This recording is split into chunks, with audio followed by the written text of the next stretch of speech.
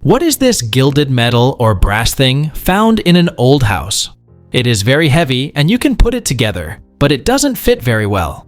It measures about 5 by 4.5 by 3.25 inches, and it has a little hook on the standing part. It looks like a candle holder, or maybe it used to hold a picture. Any ideas? It's an antique pocket watch holder, commonly used in the late 19th to early 20th century to display a gentleman's pocket watch on a desk or dresser, and to keep the watch accessible and safe when not being worn. Based on style and craftsmanship, it likely dates from circa 1890s to the 1930s. What is this industrial-looking device with a pipe on the side of the road in Japan? It's some sort of an industrial assembly that looks like some sort of a ventilation tower, but it is placed on the side of a road and is not really a part of anything, and there are no industrial plants nearby or tunnels underneath. Any ideas? It's a disused waste incinerator, before the days of shipping waste to faraway places to be disposed or incinerated. As Japan rapidly industrialized, urban areas produced more municipal waste than traditional disposal methods could handle, like landfilling or dumping. Incineration became dominant because Japan has limited land for large landfills, and waste volume reduction was crucial in dense cities like Tokyo, Osaka, and Yokohama. What is this rusty ball thing found near Central Florida railroad tracks? About the size of a small orange, but it weighs over a pound, and it has text that reads double acting. I'm guessing a head of a railroad spike, and it also kinda looks like a ball hitch, like what you'd connect a trailer to tow it. Any ideas? It's part of a bell ringer for a train, also known as a clapper. Here it is, where the roundish piece is labeled double acting. It was patented on March 27, 1956, by Virgil L. France of Salem, Virginia. Double acting means that the air bellows or piston inside the bell housing strikes the bell on both the forward and return stroke. This results in 2 rings per cycle, making the bell louder and more consistent, important for visibility and safety. Mounted typically on the front of the locomotive as an audible warning device for crossings, stations, or pedestrian zones. What is this paprika-colored ceramic pig snout-looking thing found at an estate sale? About the length of a pop can, around 4.5 inches wide at one end, and tapers to around 3 inches at the other end. There's some kind of electric thing inside, and a metal mesh backing. The person who owned the estate was a German man who arrived in the US as a POW during World War II, and he stayed. He was a shoe cobbler and tinkered with electronics and stuff. The cord is melted on this, so it can't yet be plugged in. I've tried searching the web and cannot find anything like it. It's older, I'm not exactly sure of the age, but the plug looks old enough for it to be 50s to 60s. I'm excited to find out what you all think. That is a Frankoma pottery Bano bug, and they were made from 1965 to 1967.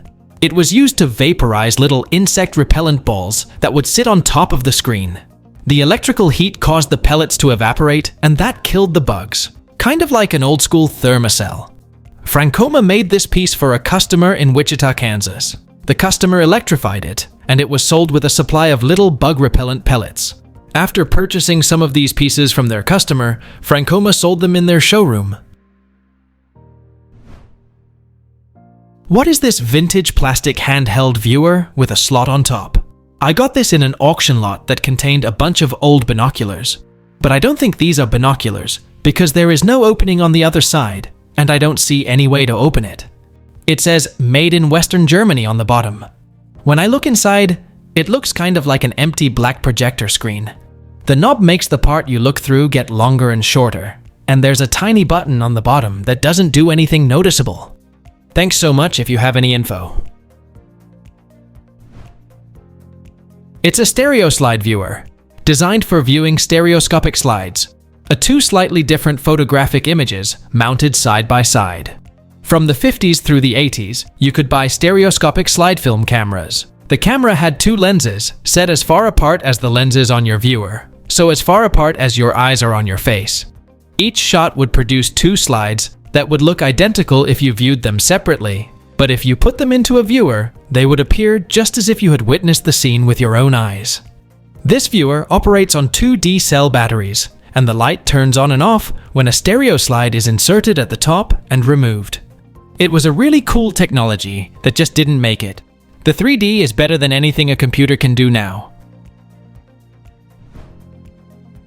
What is this weird fixture coming off the ceiling? This is on my girlfriend's bedroom ceiling, and I've wondered about it for years. It kind of looks like a sprinkler head, but I can't imagine how that would be the case. There are 3 wires coming out of it, with some numbers on the side, and currently disconnected from the ceiling. Roughly 2 inches in diameter at base and roughly 2 inches long. Any insight would be appreciated. That is a 1960s dictograph heat detector. Basically, the heat causes the metal to bend and make contact with another piece of metal, which then triggers the alarm. Dictograph was well known for making fire alarm and burglar systems back in the early 1960s to around 1978. This detector is likely still tied to the original dictograph fire detective panel. Those panels had a dialer, which could directly contact the police or fire department. What are these cone-shaped, dangly things hanging from the front bumper of this vehicle?